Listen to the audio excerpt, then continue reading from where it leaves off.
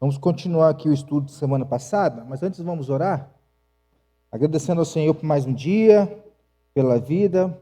Senhor, nós queremos te louvar, Deus, por esse dia, pela vida, Deus, por tudo que o Senhor nos abençoou neste dia, Deus, que o Senhor fez, que ainda não acabou, Deus, ainda temos bênçãos para receber, Pai. Em nome de Jesus, Pai, que o Senhor abençoe aqui a palavra que será ministrada hoje.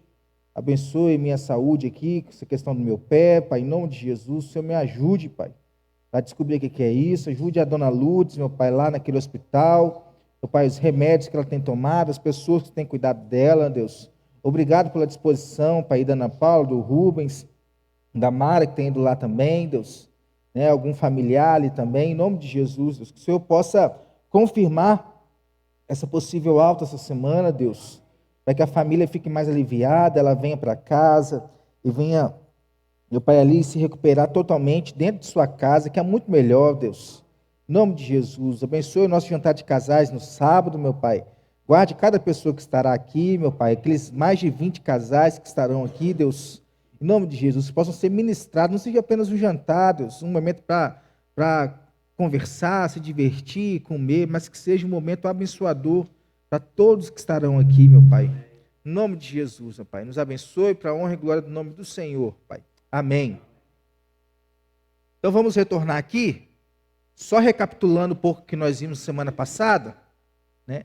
Aí nós vimos que a igreja é uma definição de igreja, é uma instituição criada por Deus e não por homens. E ela é assistida constantemente por Ele. O Deus da Bíblia é o seu grande fundador e é o grande dono da igreja, né? A igreja não é minha, a igreja não é de nenhum presbítero aqui, de nenhum diácono, de ninguém. A igreja é do Senhor e Ele tem cuidado e vai continuar cuidando da sua igreja em todo o tempo, né? Engane-se, né, naquele modelo episcopal, né, que tem a figura do líder como o dono da igreja, né? Você vê fotos, vê tudo gira em torno da pessoa ali, né? Ele não é o dono da igreja, engane-se, é um mero engano. O dono da igreja é o nosso Senhor. Então, outra definição aí que nós vimos é que igreja não é nada mais, nada menos que a união, veja, a união daqueles que foram chamados por Deus para uma comunhão com Ele e com o próximo por meio da palavra, fazendo com que sejam selados pelo batismo e a ceia do Senhor para a glória de Deus Pai.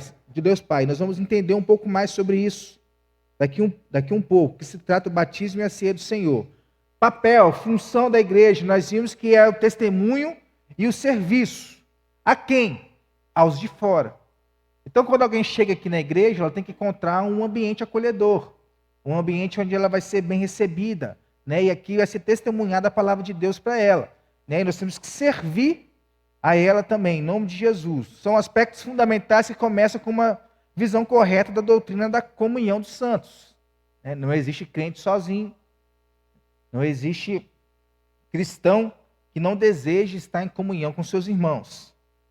Então a igreja, no seu aspecto relacional, é a única sociedade cooperativa. Porque é cooperativa? Porque é todo mundo se ajudando, né? Que existe para o benefício daqueles que não são membros. Porque quem é membro, a gente crê em Jesus, vive para Jesus, ele já é salvo.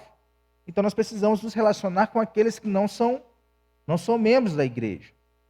Então a igreja, nós vimos também que ela começa, não é em Atos 2, ela começa lá em Gênesis 12, o chamado de Abraão, para sair da sua terra, para largar sua parentela e ir para um lugar que o Senhor lhe mostraria, porque ele faria de Abraão uma grande nação, né?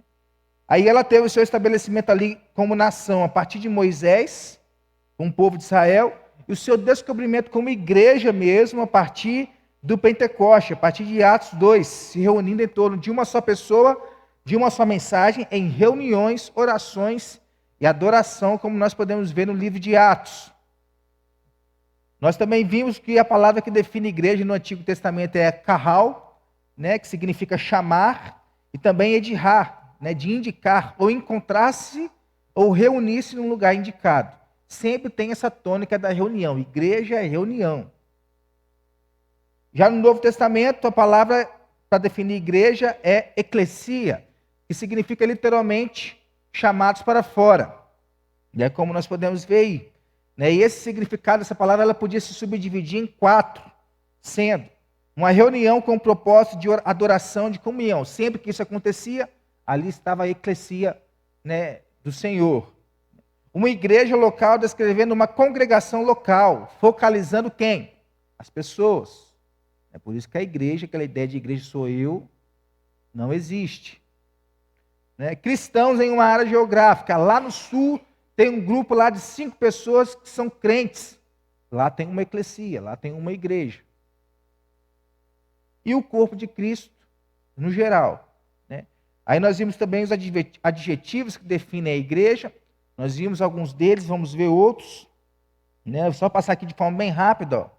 Alguns adjetivos são usados pela Bíblia também para a história, para tratar sobre a igreja. De uma forma metafórica. Nós vamos ver quais são aqui. Ó. Igreja invisível, igreja visível, né? Igreja que é una, que é uma só. Santa, santa porque Deus é santo. Católica, que não tem nada a ver com a Igreja Católica Romana, né? Que o significado de católica é universal. Né? Ela é universal em toda tribo, povo, língua e nação. Apostólica, porque vem das doutrinas dos apóstolos. Família de Deus, uma grande família, como diz Gálatas. E a gente vai continuar aqui agora vendo os adjetivos dela. Né?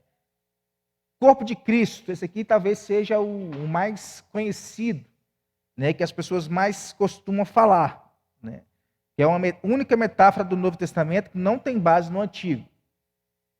As outras têm base no Antigo Testamento. Por que se chama corpo de Cristo? Porque esse adjetivo é composto daqueles que realmente são renascidos pela confirmação do Espírito e salvos por meio do Salvador, que é Cristo. Olha a Bíblia, o que diz sobre isso? 1 Coríntios 12, vamos abrir lá. Ó. 12. Nós podemos ver, não vou ler todo o capítulo aqui não, mas podemos ver que no versículo 12, no versículo 13, aliás, tem a menção ao batismo, batizados em um corpo, né, quer judeus, quer gregos, quer escravos, não tem diferença, né, do versículo 14 ao versículo 20. Né, nós vamos ver que nós somos dependentes uns dos outros, então não existe crente isolado. Nós dependemos uns dos outros, né, para várias coisas. Né. Diz que nós somos honrados por Deus, lá no versículo 21, versículo 25. Depois você pode ler. Aí, ó, nem pode os olhos dizer a mão, não precisamos de ti. E isso tudo para que não haja divisão no corpo, como diz o versículo 25. Né? E dentro desse corpo, ele é feito de pessoas diferentes. Todos nós aqui pensamos diferentes. Nós temos que celebrar essas diferenças. Né? Que se um membro sofre, todos sofrem. Né? Nós temos orado aí pela vida da dona Lourdes. Né? E sofrendo com ela. Né? Se um deles é honrado, com eles todos se regozijam. É alegria, né? Seja qual for a honra. Né? E organizados conforme a vontade do Senhor, sendo que sua vontade é que não haja nenhum tipo de divisão, e sim unidade, como diz lá o versículo 25. Então esse corpo, quem é o cabeça dele? É Jesus. Se uma igreja ela não tem Cristo como cabeça, ela não é uma igreja verdadeira. É simplesmente assim.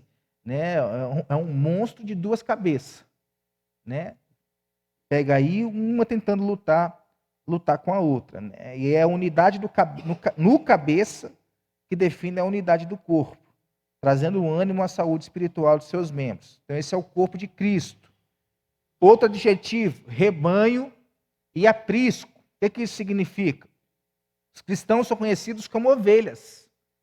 Isso vem desde do Antigo Testamento na figura do pastor de ovelhas. Né? Davi era o quê? Um pastor de ovelhas. Né? Mas há simbologia ali por trás para dizer sobre Cristo e a igreja. Né? Davi é um tipo de Cristo. Né? Essas ovelhas têm um pastor que cuida de seu rebanho, simbolizado no Antigo e no Novo Testamento, para expressar o relacionamento entre Deus e Israel, Jesus e a igreja. Então, dentro da igreja hoje funciona da mesma forma. Né? Composta de ovelhas, os bodes, né? Todo lugar tem. Né? Aquele que não tem cheiro de ovelha. Né? São alimentados por um pastor supremo com um alimento específico, que é a palavra de Deus. Todos nós, sempre que escutamos a palavra de Deus, é alimento para o nosso coração. Assim como as ovelhas ouvem a voz do seu pastor, como nós vimos Jesus falando isso, as ovelhas do rebanho aprisco de Deus ouvem a voz de Cristo e reconhecem quando é Cristo que está falando, quando não é. Tem uma frase que eu estava tentando lembrar aqui, né? Ovelha longe do aprisco e vira alguma coisa. Acho que é isso mesmo, vira petisco de lobo. Aqueles que fogem do cuidado do aprisco, como o Rubens falou ali, ó, simboliza que não pertencem a ele. Então, esposa, a noiva de Cristo, nós costumamos falar muito isso aqui também, outro adjetivo referente à igreja, né? Que tem ali o paralelo com o casamento. Assim como em um casamento deve haver comprometimento eterno, firmado na aliança feita perante testemunhas, no amor um pelo outro, no juramento que é até que a morte separe. A igreja, como esposa de Cristo, deve se comprometer com eles nos mesmos termos, né? A gente vai pulando de igreja, até achar uma que lhe convém, né? Até achar uma que, isso aqui é o lugar, que ela não precisa fazer nada, né? Que ela não precisa trabalhar, né? E ela acha que ela está na igreja certa. Mas enquanto isso, procura. Deturpação do que é a noiva de Cristo. Deturpação do que é a esposa de Cristo. Semelhantemente ao marido e sua esposa, Cristo e a igreja se tornam um. Pegando Efésios capítulo 5, lá no versículo 23 e no versículo 31, fazer esse paralelo aí, ó. O marido é o cabeça da mulher, como também Cristo é o cabeça da igreja, sendo este mesmo o salvador do corpo. Lá no versículo 31, eis porque deixará o homem seu pai e a sua mãe, se unirá à sua mulher, se tornarão os dois uma só carne. Né? E ainda Paulo diz que grande é o mistério, né? Se referindo aí a Cristo e a igreja. Não é fácil. Por que não é fácil esse relacionamento, né, de Cristo com a igreja? O papel do marido como sacerdote do seu lar, o quê? Alimentar, cuidar de sua esposa. Esse é o papel do marido. Enquanto que o papel da esposa qual que é? Unida ao seu marido, edificando o seu lar, como acontece em um casamento feliz e saudável. Então, cada um tem seu papel. Então, uma igreja, ela viver de uma forma saudável, esses papéis aí, eles têm que estar funcionando. Essa noiva apresentada a Cristo alcançará o seu ápice no relacionamento quando ela for apresentada no seu noivo no dia da união final. Esse é o papel, né, nosso como igreja. Preparar a noiva de Cristo, entregar a Ele uma igreja sem ruga, sem mácula, né, perfeita ali para o Cordeiro de Deus. Vai chegar a chegada do casamento do Cordeiro, para o qual a noiva se aprontou durante todo o seu relacionamento. Então, preparação. A gente vai se preparando para um dia encontrar com Cristo, para um dia encontrar com o nosso noivo. Outro adjetivo aí, edifício e casa de Deus. Né? Então, nós somos todo pedreiro? Sim. Dentro de uma metáfora aí, sim. Né? Para o apóstolo Pedro, a igreja é representada por uma casa espiritual edificada com pedras vivas, as quais vivem. Elas têm o espírito vivificador dentro delas. Elas não são mortas. Morto era o estágio antes de Cristo. Por que elas não são mortas? Porque estão alicerçadas na pedra viva e angular, que é Jesus. Né? E esse edifício, assim como ali a noiva, ele não está pronto. Está em crescimento. Quem são os construtores? Todos nós. O que é que nós devemos fazer? Trabalhar diligentemente, né? Sem parar. Cada um cumprindo a sua função. Porque dentro do corpo de Cristo, não existe crente que não tem dom, não existe crente que tem todos os dons. Todos nós temos aí dons para poder trabalhar dentro da igreja de Cristo, a fim de entregar esse prédio aí perfeitinho ao Senhor Jesus. Se vocês quiserem falar, pode falar, viu? E esse trabalho não deve ser mal feito. Né? Quando a gente fala de excelência, quando a gente fala de zelo, né? Justamente por isso, o Senhor não aceita um trabalho mal feito. Se a gente for pegar Isaías, o Senhor não estava aceitando a oferta de louvor, a oferta que era feito o culto daquele povo, por quê? Porque era um culto mal feito.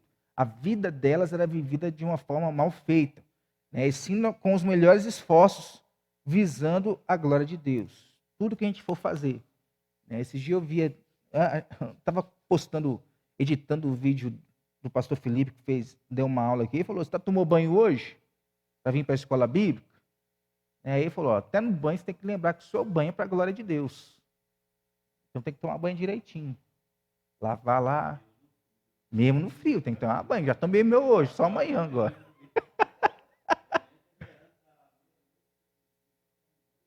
Ontem foi quase. Ontem foi quase.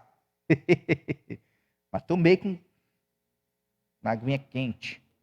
Organismo e organização. Aí qual que é a diferença das duas aí, ó? A Bíblia representa esse organismo como um corpo que tem diversas funções.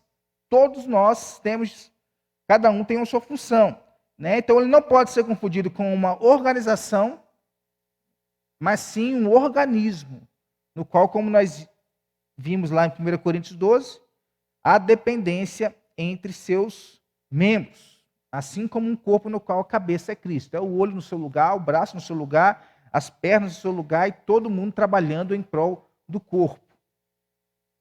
É ele quem dá direção e propósito para o seu funcionamento, esse organismo, essa organicidade, esse papel orgânico da igreja.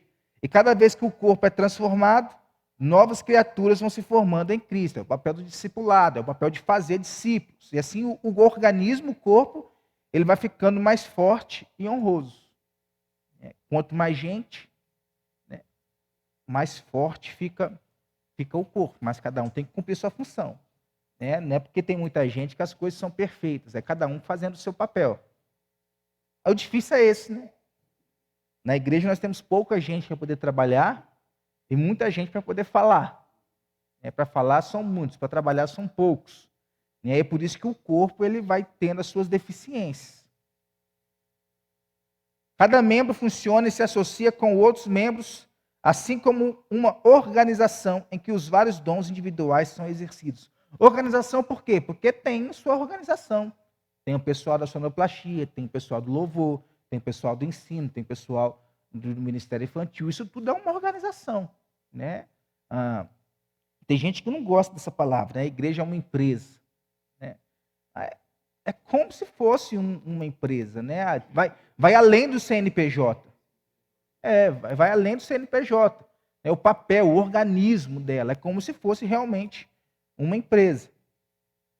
Só que essa empresa aí, as pessoas costumam trabalhar, né? Vamos dizer assim, botar menos força do que se for a empresa dela, vamos assim dizer. Então, a essência desse organismo está na vida. Igreja é vida, irmãos. Estar em comunhão é vida, isso gera vida. Um corpo é uma organização, mas é muito mais que uma organização. A essência de um corpo está em que ele consiste de milhares de células que compartilham mutuamente de uma vida. Quando nós estamos juntos aqui, nós não estamos juntos apenas para passar uma hora. Nós estamos vivificando um ao outro. Templo do Espírito também é um adjetivo, né? Que diz o quê? O mesmo Espírito que habita no homem, quando esse está em Cristo, o dá livre acesso a Deus Pai, se tornando um templo do Espírito. E esse livre acesso porque Jesus morreu, o véu foi quebrado, porque antes era somente com o sacerdote. A partir da morte de Cristo, não. Um lugar onde Deus faz morada e manifesta a sua glória. Quem é a morada de Cristo? Morada de Deus? Somos nós. Então a igreja também é chamada de templo do Espírito. Como nós dissemos aí, no Antigo Testamento, o templo era o local de reunião e comunhão com Deus. Era onde Deus manifestava a sua glória. Eu adoro esse versículo aqui que diz que Davi falando, eu amo o Senhor. Eu imagino, eu amo o Senhor. O lugar onde a tua habitação assiste. Uma outra versão diz o lugar onde a sua glória se manifesta. E onde que Davi está falando? Era o quê? No templo. na igreja. E sendo o templo do Espírito, deve se manifestar fora. Como? Cada um cumprindo o seu papel como crente de testemunho e serviço. Coluna e baluarte da verdade, é o último aqui. O que é que isso significa? Essa metáfora diz respeito à responsabilidade da igreja em ser coluna e baluarte da verdade. 1 Timóteo 3,15. E isso aqui é muito importante, irmãos. Por quê? O que Paulo está falando aqui antes? Do que Paulo está falando aqui antes? Quem deveria proceder dentro da igreja? Exatamente. Da liderança, os membros da... Isso. Né? Exatamente. Então, quem é o guardião? Né? Todos nós, né, guardião dessa verdade eterna que estão contidas nas Escrituras. Né? Então, nós vamos atacar a igreja, o que nós temos que fazer? Defendê-lo. Né? Alguém tentar desmoralizar a igreja, o que nós temos que fazer? Defendê-lo. É o nosso papel como parte aí dessa organização. A igreja guarda um tesouro, né? Por isso que é chamado de baluarte, que era ali, no grego, ali, um castelo onde se guardava tesouros. Né? De qual tesouro nós estamos falando? A própria palavra de Deus. Então, o relacionamento da igreja com a verdade é o que vai definir se ela realmente é guardiã dessas verdades. Né? E não é aquela verdade que é para apalpar o seu coração, não. Né? Porque hoje a definição de verdade ficou muito relativo. Né? Verdade é aquilo que me faz bem. É minha verdade, e ela basta. Não, é verdade da palavra de Deus. Doa a quem doer. Né? Seja o que for que ela está dizendo. Né? Jamais pode mudar, manipular, tirar ou acrescentar nada. Ela é fixa. Fixa. Inerrante, infalível, inspirada. Oi? Eterna. Então, a igreja que tenta falar o que a Escritura não fala, se desqualifica como coluna e baluarte, ou seja, não é uma igreja verdadeira, porque não defende essas verdades eternas. A igreja deve sempre lutar para que o tesouro do Evangelho de Jesus Cristo permaneça sendo pregado de forma fiel, levando pessoas a se renderem ao senhorio de Cristo. Lógico que essa rendição aqui se dará através do Espírito. Né? Em um mundo onde verdades são suprimidas, absolutos relativizados, pecados minimizados, mentiras e fofocas espalhadas, o papel da igreja é defender, proclamar e viver. É necessário morrer, como tem muitos aí que morrem pela verdade da palavra de Deus. Passando dos adjetivos para marcas que definem a igreja. Que marcas são essas? É o que nós vamos ver aqui. Ó.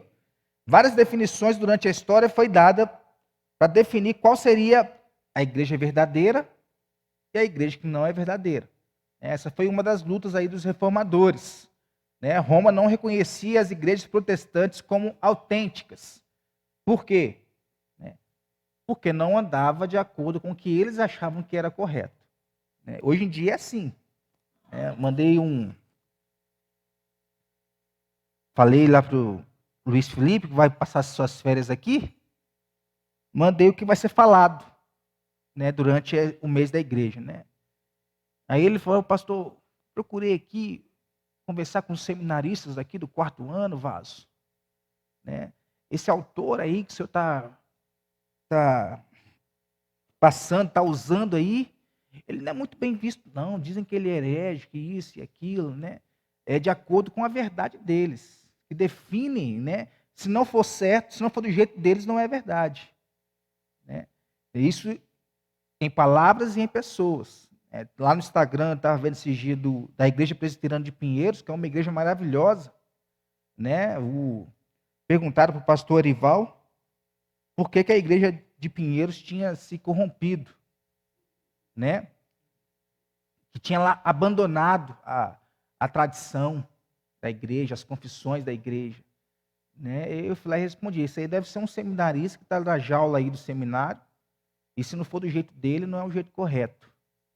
Né? Então, sempre vai ser a luta. O que está certo, o que está errado, o que é verdadeiro, o que não é verdadeiro, que igreja Exatamente. Exatamente. Né? Então, por exemplo, quando eu preparo, né, e eu estou preparando, eu estou olhando, eu estou lendo, eu estou escrevendo, né, não joga aqui Ctrl+C, Ctrl+V. Né? Então, porque a gente costuma julgar o profeta. O problema está aí. E não profecia, não a palavra. Então, para a Igreja Católica, a autenticidade da igreja estava em quem? No Papa. Ele era o cabeça da igreja. Né? Então, eles se declaravam como a única igreja verdadeira. Sempre que houver alguém falando isso, longe da palavra de Deus, longe das Escrituras. Né? A própria, né, Igreja Presbiteriana tem uma carta lá dizendo que, por conta disso, pela centralidade não estar em Cristo, toda igreja que se diz, né, que não tem Cristo como cabeça, é uma pessoa, né, um líder, isso, aquilo, que é o dono da igreja, é considerado uma seita. Então, durante a história, foram usadas algumas marcas para definir a igreja. Que marcas são essas? Quais são as marcas de uma igreja verdadeira? Como considerar uma igreja bíblica? Né? Será que a nossa igreja é uma igreja bíblica, dentro dos padrões bíblicos? Né? A pregação fiel das Escrituras é a primeira coisa. Né? Não há igreja verdadeira se ela deturpa a palavra de Deus. Né? É a mais importante marca da igreja. Então, uma delas diz respeito à sua inspiração, porque o que nós estamos falando aqui é de um livro sagrado, eterno, inspirado por Deus. Né? Crer que a palavra de Deus é a única regra de fé e prática para a igreja de Cristo. Por mais que muitas vezes isso aqui fique na teoria, né? Fique realmente na prática das pessoas. Né? Mas a igreja defende que a Bíblia é a palavra de Deus, somente a Escritura. A pregação fiel ressalta que a Bíblia deve ser interpretada do ponto de vista histórico e gramatical, porque, como eu falei domingo, né, as pessoas estão acostumadas a esquartejar a Bíblia. É aquilo que me convém, né, é aquilo que alimenta o meu coração da forma que eu quero ser alimentado. Né? Reafirmando aí, histórico e gramatical, né, a gente poder entender que é você pegar o texto, ele tem um contexto anterior, ele tem um contexto posterior, ele tem para que ele foi escrito, para quem ele foi escrito. Né? Semana que vem nós vamos encerrar esse Conhecendo a Minha Igreja, e na outra semana nós vamos passar por todos os 66 livros da Bíblia, né? Para quem foi escrito, por que foi escrito, qual que é o seu papel, né? Vendo desde Gênesis até Apocalipse. A gente poder entender realmente, né, a função de um livro, porque muitas vezes a gente só lê. Isso aí é mais uma questão mais hermenêutica, né? O que nós vamos pegar é realmente entrar dentro do livro o panorama bíblico. Né? Isso, exatamente. Olha o que nós defendemos aí como palavra de Deus. Criação, queda, redenção, tudo que nós já vimos aqui. Salvação pela fé, santificação, segunda vinda de Cristo, né? Ressurreição dos mortos, julgamento, condenação dos que rejeitam a Cristo, glorificação dos salvos, realidade eterna. Tudo isso fica evidenciado onde? Na pregação. Né? Na pregação bíblica. É o instrumento pelo qual Deus chama aqueles que estão em aliança com Ele. Isso, exatamente. Né? Ou o que é pregado, né? Prega prosperidade, entre outras coisas. Né? E isso tem ali um meme, né, da barraquinha, né? Isso aí, coach, prosperidade, a barraquinha desse está cheia. Né? Da palavra de Deus está sempre vazia. Né? Ninguém vai. Né? O crescimento da igreja vem pela pregação da palavra. Por meio dela que ouvimos Deus falando. E é o que nós precisamos todos os dias para o nosso crescimento espiritual. Se voltar para a palavra, aprender da palavra, viver pela palavra. Outra marca aí. A administração dos sacramentos. Quais sacramentos? Batismo e ceia do Senhor. Que são sacramentos que Cristo deixou para a igreja. Por exemplo, casamento é um sacramento? Não é. A Igreja Católica defendia isso. Né? Defende isso. Né? Então, os sacramentos, qual que é uma definição básica? Né? Sinais da graça invisível de Deus que foram deixados por Cristo. Quando nós, né, há um batismo na igreja, sinal da graça de Deus sobre a vida daquela pessoa. Quando nós estamos ceando todos juntos, como fizemos domingo, sinal da graça de Deus sobre as nossas vidas. Então é a marca e virtude da qual professamos que queremos ser contados no rol, não é da igreja, mas é do povo de Deus principalmente.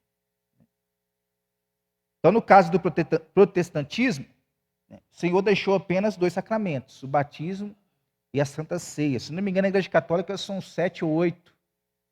Eu não sei quantos. Casamento, a crisma mesmo. Batismo também, né? Eu crismei. Então, esses sacramentos não têm maior importância do que a palavra de Deus. Mas devem ser obedecidos. São fundamentais, pois obedecem ao ensino e ao exemplo de Cristo. Uma igreja que não segue esses sacramentos falha em sua obediência a Cristo. Então, uma igreja onde faltam os sacramentos, falta batismo, falta a ceia do Senhor, ali falta uma igreja também. Isso aí não tem um período certo. Há gente que defende que deve ser administrado todo domingo. Todo domingo, ó. Todo domingo mesmo. Né? Há gente que defende que deve ser administrado todo culto, independente de quantos são. Agora, é um elemento do culto. Agora, quantas vezes nós fazemos ou não, é administrado pela igreja mesmo. O batismo e a ceia.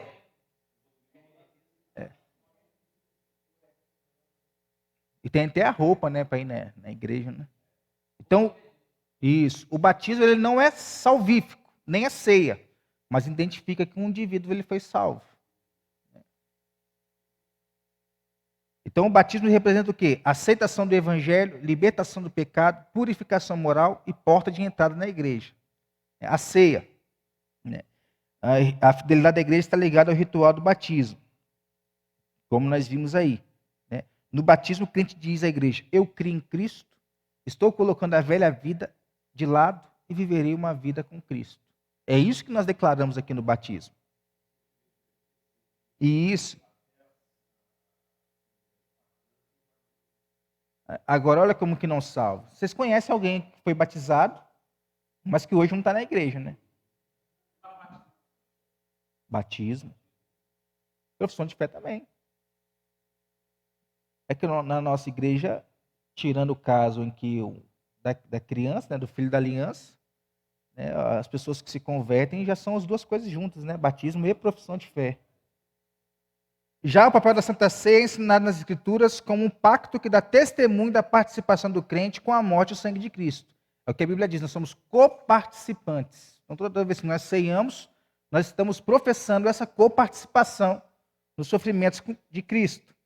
É importante para a igreja, para simbolizar a morte de Cristo, permite que os crentes sejam gratos ao gracioso sacrifício da cruz, adore a Deus pela salvação, testemunhe a união com Cristo. E mostra também para aquelas pessoas que não são cristãs. Né? Domingo a gente tinha uma pessoa aí, na Conceição, ela é da Igreja Católica. Né? Então ela estava vendo aquilo tudo acontecendo. Né? Não sei se ela... Tem católico que costuma querer participar da ceia, né? Então não sei se ela participou, não deu para enxergar, né? Participou não? Isso, tem gente que faz, meu. Então, em toda parte onde vemos que a palavra de Deus é pregada e ouvida com pureza, e os sacramentos são administrados, ali está uma igreja. Né? Mas ainda é uma outra marca que ela está se perdendo dentro da nossa sociedade hoje. Né? Qual que é? A aplicação da disciplina. É uma das 3 marcas verdadeiras de uma igreja. O que isso diz? A falta de disciplina da igreja é um dos fatores que faz com que ela se iguale ao mundo. Você pode fazer o que você quiser, da forma que quiser, não vai dar nada, né? A gente vê isso aí no nosso país.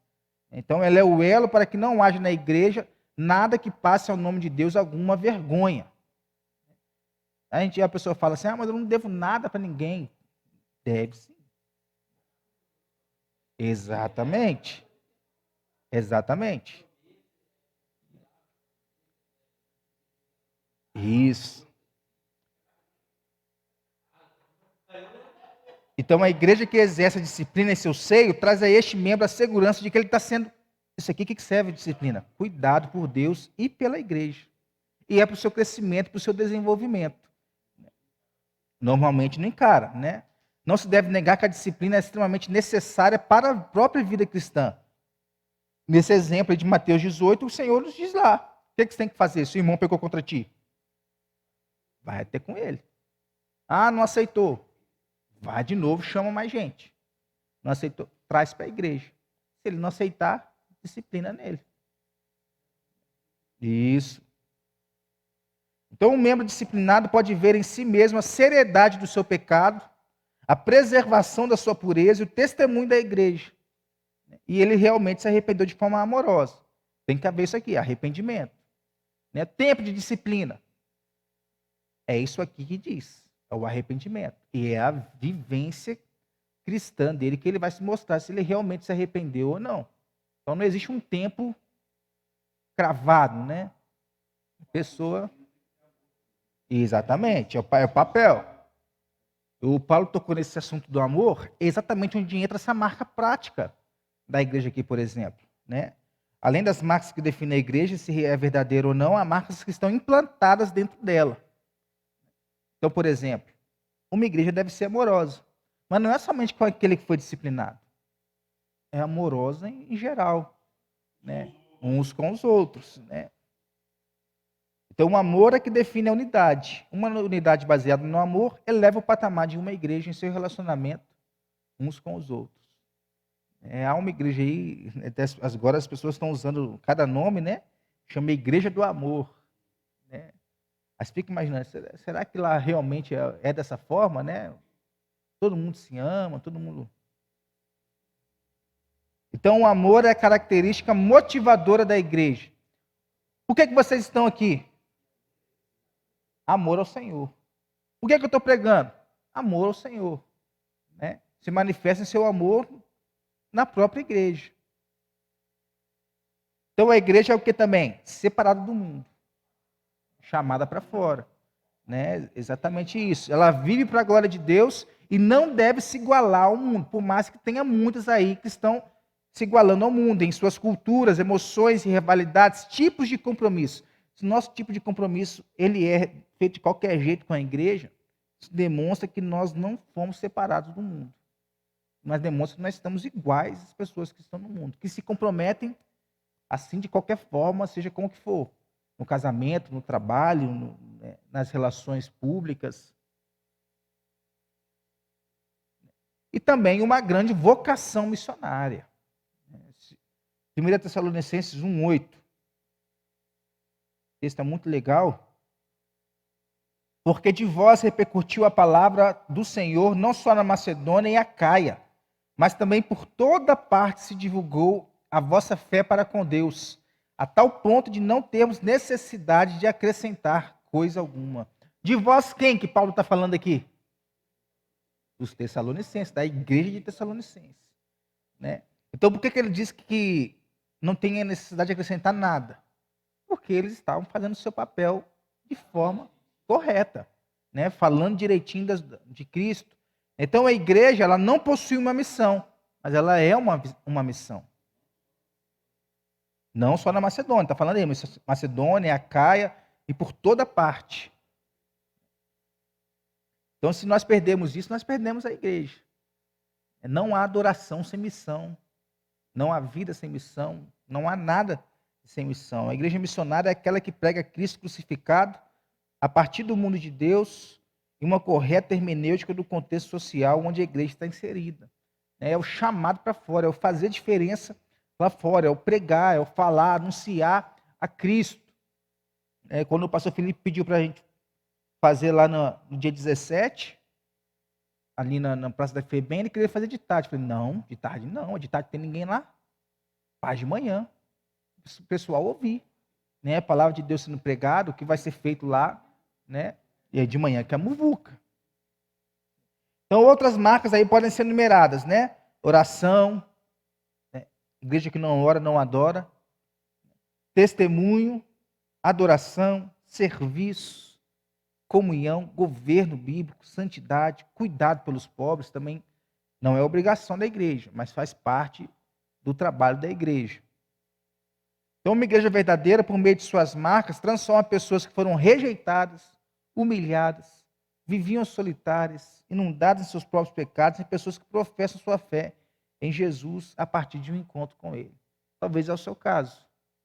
O meu caso vem um pouco disso aí. Rejeição, solidão, encontro em Cristo, encontro uma nova família. E isso tudo acaba. Então se desenvolve, a pessoa que encontrou com Cristo, ela vai se desenvolvendo com a igreja. Tudo que eu sei hoje, graças a Deus, é por conta da igreja. Isso. Todos nós temos que aprender com a igreja. Chamando a si mesmas de cristãs, sendo nutridas pela palavra de Deus, professando sua fé por meio do batismo da ceia e se envolvendo com as marcas práticas da igreja. Amor, não é qualquer outra lá, que esqueci agora, serviço e missão. E se por alguma fraqueza de sua perversidade humana, o homem caído, ele cai em pecado que envergonha o nome de Cristo, disciplina, para a honra e glória do nome do Senhor, que é Senhor da igreja. Disciplina, acompanhamento, amor, cuidado, e assim vai. Todos esses adjetivos que caracterizam um termo são marcados por relacionamento. Igreja é relacionamento, irmãos. É um cuidando com o outro, é um amando o outro, é um se portando com o outro. Nada solitário, nada sozinho. Então vemos em alguns textos da Bíblia que essa comunhão envolve propósitos e atividades conjuntas, Se dedicação. A palavra diligentemente no grego lá significa, até o seu último esforço, mesmo se for a morte. Então, em 2 Coríntios, olha aí, 6,14. Já estamos encerrando. Coríntios não, misericórdia. Coríntios. Não vos ponhais em julgo desigual com os incrédulos. Porquanto que sociedade pode haver entre justiça e iniquidade, ou que comunhão da luz com as trevas? A gente costuma pegar esse texto aqui para falar somente de que eu não posso casar com quem não é crente. Mas o significado desse jugo desigual aqui é você aceitar na igreja pessoas que não vivem uma vida com Cristo, estão vivendo de qualquer jeito, envergonhando o nome de Cristo dentro da igreja, com os incrédulos. Eles são incrédulos, Então, Paulo está ensinando também que o alvo dessa comunhão são as pessoas que estão lutando pela mesma causa. Não pode haver comunhão entre luz e trevas, mas comunhão entre filhos de Deus, que estão unidos. Igreja tem como uma de suas finalidades reunir os santos, sempre questão da reunião, do relacionamento, do estar juntos, da comunhão. Então, igreja e comunhão andam sempre juntas, pois onde tem uma igreja, deve-se ter comunhão. Nós não fazemos comunhão, nós preservamos a comunhão, porque ela já existe. Uma não deve estar desassociada da outra, e se assim está, há algo de errado na igreja. O corpo não está em pleno funcionamento. Muito provavelmente ele está doente, não havendo edificação, nem frutos, nem uma adoração sincera ao nosso Senhor, nem obediência à palavra de Deus.